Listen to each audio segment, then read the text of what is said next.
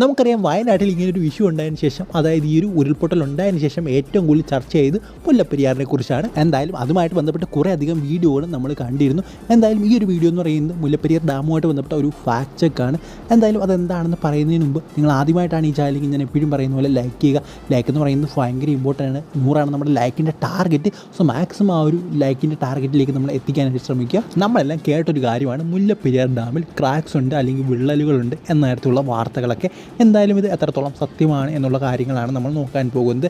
എന്തായാലും ഒത്തിരി ഒന്നും പറയുന്നില്ല, ജസ്റ്റ് ഒരു കാര്യം പറയുകയാണ്. അതായത് 2018 ഇങ്ങനൊരു സംഭവം നടന്നിരുന്നു. അതായത് പല സോഷ്യൽ മീഡിയ പ്ലാറ്റ്ഫോം വഴിയും അല്ലാത്ത രീതിയിലുമൊക്കെ കുറേ കാര്യങ്ങൾ ഇങ്ങനെ പടർന്നിരുന്നു. അതായത് മുല്ലപ്പെരിയാർ ഡാമിൽ ക്രാക്കുണ്ട് എന്ന് പറഞ്ഞുകൊണ്ട് അന്ന് ഇതുമായിട്ട് ബന്ധപ്പെട്ട വ്യാജ വാർത്തകൾ പരത്തിയ വ്യക്തികൾക്കെതിരെ കേസെടുത്തു എന്ന തരത്തിലുള്ള വാർത്തകളും പുറത്തേക്ക് വന്നിരുന്നു.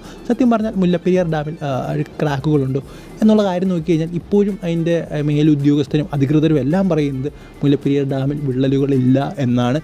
സോ എന്തായാലും ക്രാക്സ് ഇല്ല എന്നാണ് അവർ പറയുന്നത്. എന്തായാലും അത് നമ്മൾ വിശ്വസിക്കുന്നു. എന്തായാലും ഇതുമായിട്ട് ബന്ധപ്പെട്ട നിങ്ങളുടെ അഭിപ്രായം എന്താണ് എന്ന് കമൻറ്റ് ബോക്സിൽ ഉറപ്പായിട്ടും രേഖപ്പെടുത്തുക. അടുത്ത വീഡിയോയിൽ കാണുന്നവരെ ഗുഡ് ബൈ.